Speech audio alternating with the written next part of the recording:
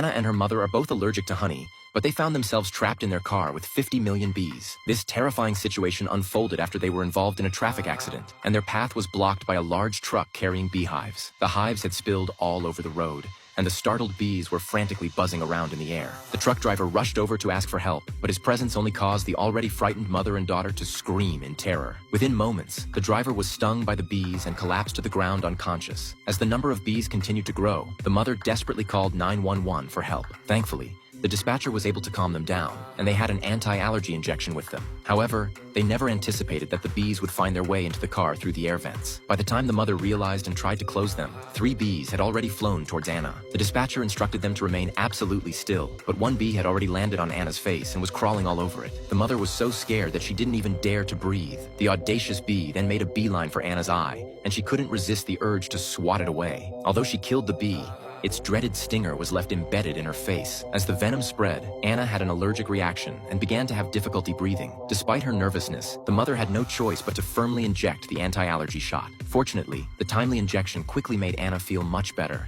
and her mother finally breathed a small sigh of relief. However, as soon as she looked up, a bee stung her on the neck. With only 1 injection available, the mother quickly started to have trouble breathing. In this critical moment, their only option was to rely on the small amount of medication left in the syringe. Under the dispatcher's guidance, Anna rummaged through her bag and found a pair of scissors. She forcefully cut the syringe in half, and her mother used the last of her strength to push out the needle before immediately fainting. In the nick of time, Anna hurriedly jabbed the needle in and forcefully pushed down the plunger.